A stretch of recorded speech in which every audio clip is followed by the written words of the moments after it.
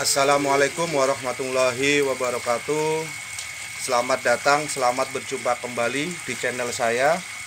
Channel yang setia dalam membagi informasi dan pengalaman berkaitan dengan budidaya ikan nila.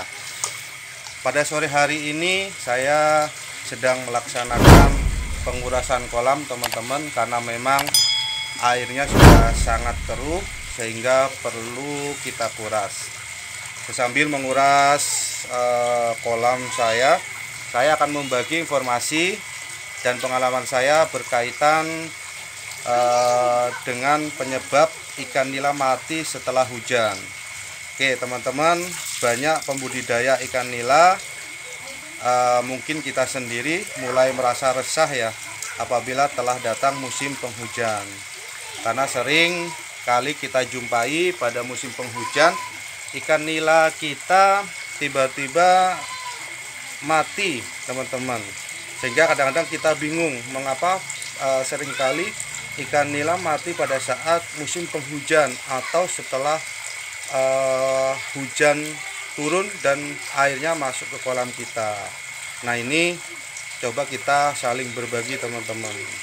Oke, sebelum kita menangani dengan tepat apa yang harus kita lakukan pada saat musim hujan terhadap ikan nila kita, memang yang harus kita ketahui terlebih dahulu adalah penyebab kematiannya teman-teman. Mengapa ikan nila bisa mati dan sering mati ketika masuk ke musim hujan atau setelah hujan?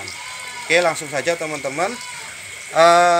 Penyebab kematian ikan nila yang memang di musim penghujan itu penyebabnya yang pertama adalah perubahan kualitas air kolam teman-teman. Ya, kita ketahui ya teman-teman bahwasanya air hujan itu memiliki tingkat keasaman yang tinggi sehingga dapat memberikan pengaruh pada kondisi air kolam kita yang kemasukan air hujan.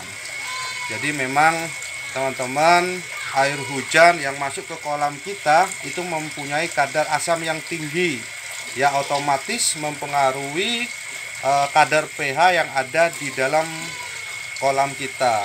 Ketika sudah mempengaruhi, menyebabkan keadaan pH kita tidak normal teman-teman. Nah, keadaan pH yang normal itu berkisaran antara angka 7, sehingga apabila pH air tidak normal, ya keasaman pada air kolam mulai tinggi. Nah ini tidak dapat lagi ditoleransi oleh ikan nila kita, sehingga ikan nila kita bisa mati, baik mati beberapa ataupun mati massal teman-teman. Yang kedua teman-teman, karena hama. Jadi musim hujan itu memang sangat tinggi jumlah hama dan mikroorganisme yang menjadi penyakit pada ikan nila kita teman-teman. Jadi memang pada musim hujan itu penyakit yang datang pada ikan nila kita itu sangat banyak teman-teman, ya, baik itu penyakit jamurnya, penyakit bakterinya dan lain sebagainya.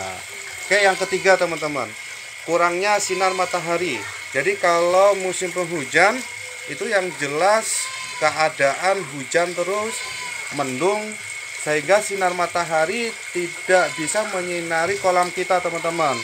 Apa penyebabnya? Apabila sinar matahari tidak sampai ke kolam kita, yang jelas teman-teman, asupan oksigen di dalam air menjadi berkurang.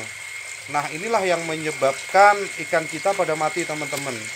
Mengapa? Ya karena memang air yang sangat dingin itu mengurangi kadar oksigen yang terlarut di dalam air teman-teman. Nah teman-teman, yang keempat, penyebab kematian ikan nila kita pada saat musim hujan adalah stres. Karena hujan yang mengguyur kolam terlalu lama dan terlalu besar, yang jelas ikan kita akan mengalami stres. Nah, pada saat ikan kita mengalami stres secara langsung akan mempengaruhi nafsu makannya teman-teman. Ya, kalau ketika nafsu makannya sudah terpengaruhi karena stres, lama kelamaan ikan kita bisa menyebabkan kematian. Nah, dari keempat penyebab yang memang dasar dari kematian ikan kita pada saat musim hujan teman-teman. Nah, sekarang bagaimana cara kita mengatasinya agar ikan-ikan kita tidak mengalami kematian pada saat musim penghujan? Yang pertama teman-teman, pembuatan atap. Nah, memang untuk pembuatan atap ini agak menelan biaya yang agak besar ya teman-teman, karena memang kolam kita kalau bisa diatapin ya, fungsinya agar air hujan tidak masuk ke dalam kolam kita. Nah, sehingga tidak terlalu mempengaruhi keadaan pH air yang ada di dalam kolam kita. Yang kedua adalah penggaraman teman-teman.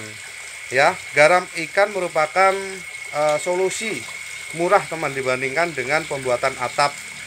Ya, terutama yang ukurannya sangat besar. Jadi kalau memang penggaraman ini sangat efisien untuk biaya dibandingkan dengan pengatapan. Kalau apalagi kolam kita besar teman-teman, kalau pengatapan mungkin menelan banyak biaya teman-teman ya. Nah, garam yang diberikan dalam kolam dapat membantu mempertahankan pH agar tidak asam saat hujan datang. Jadi fungsinya penggaraman itu agar pH yang ada di air kolam kita itu dapat normal teman-teman, agar tidak asam. Yang ketiga teman-teman, yang ketiga adalah sering mengganti air kolam dengan air yang baru dengan cara menguras sepertiga kolam ya, sepertiga volume kolam, dan mengisinya lagi dengan air yang baru, bisa air sumur atau air tanah dan air sebagainya. Nah, ini menguras ini adalah cara jitu, cara yang memang saya juga melakukan ini teman-teman. Jadi untuk menormalkan kembali kadar asam yang ada di kolam, ya kita kuras, kita ganti dengan kolam air yang baru teman-teman. Oke, yang keempat ini menambahkan dosis atau memberikan probiotik ke dalam kolam kita selama musim hujan teman-teman. Kita ketahui bersama teman-teman, probiotik itu berfungsi untuk memperkuat sistem kekebalan ikan sehingga tidak mudah terkena penyakit teman-teman ya. Jadi kolam yang kita beri probiotik itu ikannya akan kuat ya terkena penyakit. Nah, bagaimana cara memberikan probiotik ini teman-teman? Banyak sekali caranya teman-teman. Ada sebagian teman-teman yang menggunakan probiotik ini